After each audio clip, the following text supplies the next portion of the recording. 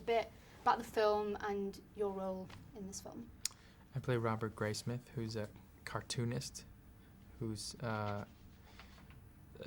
works at the San Francisco Chronicle, a newspaper, who gets these ciphers and these letters from the serial killer, the Zodiac. And he becomes sort of obsessed with the ciphers and slowly decides to take on the case himself and gets in a little bit of trouble. Now, before you were offered this film, had you heard of these murders before, or was it completely a new thing that you never? I hadn't heard of them, no. I mean, it happened in the early 70s, late 60s, early 70s, so I wasn't alive. And even the mythology of the murders I didn't know that much about. Yeah. So how did you go about researching the role and, making yourself more familiar with the case? Obviously you met Robert Graysmith as well. Was the whole research experience quite daunting, because obviously you're playing a real live person and these are real murders that happened? So how did you go about that? Well, David Fincher is a sort of stickler for the details of things, so he gave us thousands of pages of information about the case. And I met with Robert Graysmith, videotaped him and asked him tons of questions, sort of weird idiosyncratic questions that would lead him to a place where I could learn a little bit more about him. And then after we started shooting, the case is a sort of ephemeral case. There are a lot of things in it that would move and change and continue to, even as we shot. So details would change, lines would change, because we'd get new information. So we were constantly learning and constantly, sort of solving the case ourselves in an odd way as we went along. Yeah.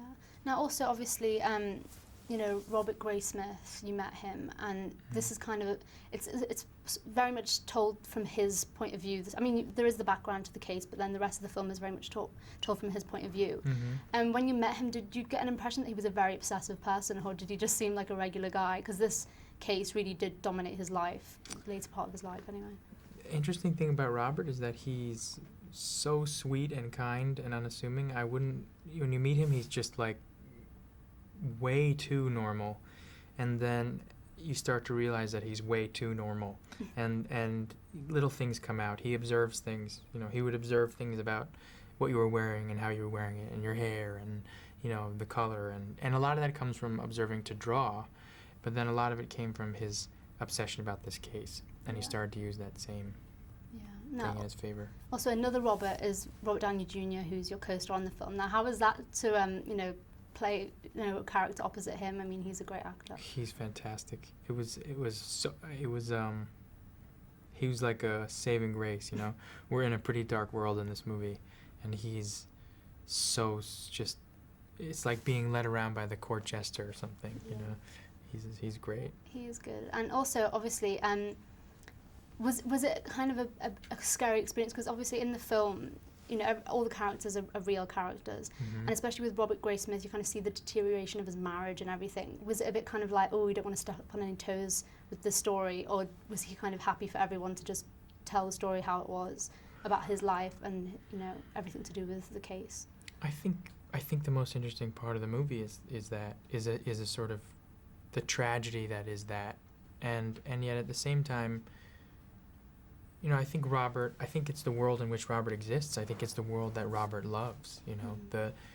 The way his life has panned out is a sort of an odd hero, in a way. I don't think he would ever think of himself that way, but I think he tried to uphold this idea of a hero because his hero, who was the detective on the case, Dave Toschi, didn't solve it, and I think he tried to solve it for him.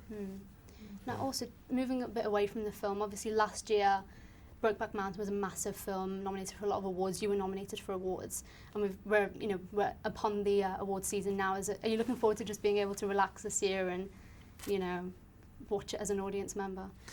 Yeah, the truth is that last year it was an amazing experience, and I didn't really.